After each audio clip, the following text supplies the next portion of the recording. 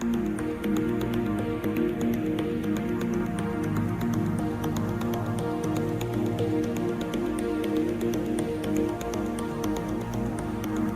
everybody, welcome back to another tropical update on the newly formed tropical storm Fiona, which did form a day or two ago.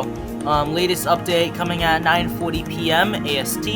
The date is September 17th, 2022. And the status for the storm currently is a tropical storm. Even though it does kind of look like a hurricane, it still doesn't have a well center of circulation closed off yet. So it's still fighting some dry air and some wind shear. Wind speed at 60 miles per hour, pressure at 998 millibars, so we're under 1,000, meaning it's starting to intensify in those warm Caribbean sea surface temperatures. The movement is northwest at 8 miles per hour, so slowly creeping up on Puerto Rico in the U.S. Virgin Islands, and the severity is 6 out of 10 due to the extreme rainfall the storm is going to put down on the Virgin Islands, Dominican Republic, and Puerto Rico.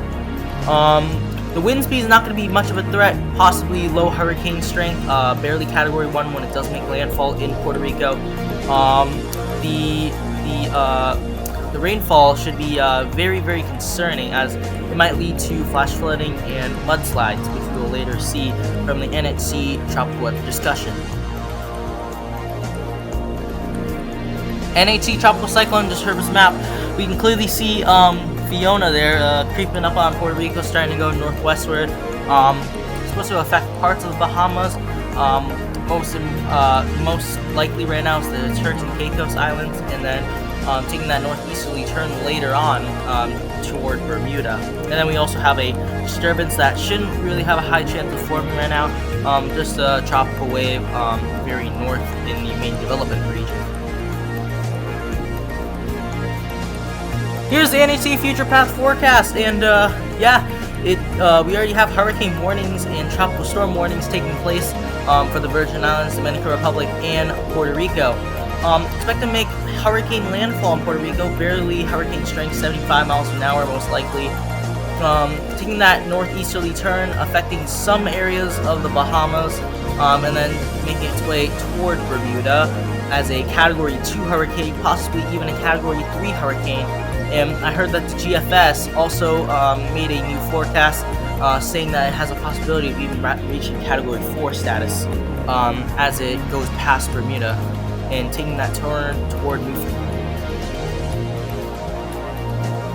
Here's the convection imagery and the water vapor imagery. Very healthy storm by the eastern side, most because of all that convection. You can see western side not really doing as much, trying to close off that center of circulation so it can continue its strengthening, because once it creates an eye wall, it can really rapidly intensify from these bath waters in the Caribbean Sea.